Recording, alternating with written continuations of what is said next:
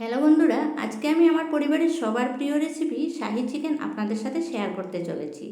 এখানে আমি একটা লোকাল চিকেন নিয়েছি পুরোপুরি। প্রথমে ম্যারিনেট করে নিব। ম্যারিনেটের জন্য দিলাম ফ্রেশ দই 1 টেবিল চামচ পরিমাণ, তার সাথে ছোটো চামচের 1 চামচ রসুন বাটা, 1 চামচ আদা বাটা। এগুলো দিয়ে খুব ভালো করে মাংসের সাথে হাত দিয়ে আমি মিক্স করে নিচ্ছি। খুব ভালো করে মিক্স হয়, হাত দিয়ে মিক্স করলে তারপরে মিক্সিং করে নিয়ে আমি ঢাকনা দিয়ে মিনিমাম আধা ঘন্টা সময় রেখে দেব। আপনাদের হাতে যদি সময় থাকে তাহলে আরও একটু বেশি সময় রাখতে পারেন।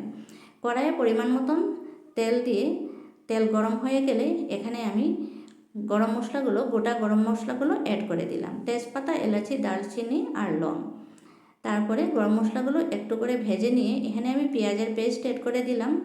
বড় দুটো পেঁয়াজ আমি পেস্ট করে রেখেছি, সাথে 4-5টা কাঁচা লঙ্কা দিয়েছি। কাঁচা লঙ্কা নিজেরা যেরকম ঝাল খাবেন সেই হিসাবে অ্যাড করবেন। তারপরে আমি খুব ভালো করে তেলের সাথে পেঁয়াজগুলো মিক্স করে ভেজে নিচ্ছি। তারপর তেলটা যখন একটু ছাড়া ছাড়া ভাব হবে তখনই আমি আগে থেকে ম্যারিনেট করা মাংসটা এখানে অ্যাড করে দেব।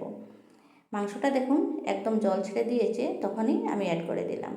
তারপরে একটু ভালো করে মিক্সিং করে নিয়ে গ্যাসের ফ্লেমটা এই পর্যায়ে এসে একটু লো রাখতে হবে। তারপরে আমি ঢাকনা দিয়ে একটু সময় রেখে দিলাম আর পরিমাণ মতন লবণ দিয়ে দিয়েছি। এটা হচ্ছে বাদামের পেস্ট। এখানে আমি 8-10টা পরিমাণ কাজুর সাথে কিছু চীনাবাদাম নিয়েছি, পেস্ট করে রেখে দিয়েছি প্রথম থেকে। বাদামের পেস্টটা অ্যাড করে দিয়ে আবারও একটু ভালো করে নাড়াচাড়া করে কুক হতে দেব কয়েক মিনিটের জন্য ঢাকনা দিয়ে।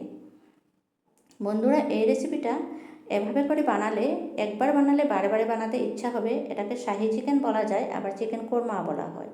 তারপর আমি কিছু পরিমাণ জল এখানে অ্যাড করে দিয়েছি, কারণ লোকাল চিকেনটা সিদ্ধ হতে একটু সময় লাগবে। দেখুন এখানে 3 থেকে 4 মিনিটের ভিতরে আমার রেসিপিটা রেডি হয়ে গেছে। গ্রেভিটা দেখুন কী অবস্থায় আছে, গ্রেভিটা খুব পারফেক্ট হয়েছে। এই অবস্থায় এসে আমি গরম মশলা অ্যাড করে দিলাম। গরম মশলা অ্যাড করে দিয়ে খুব ভালো করে নাড়াচাড়া করে আমি গ্যাসের ফ্লেমটা এবার বন্ধ করে দিলাম।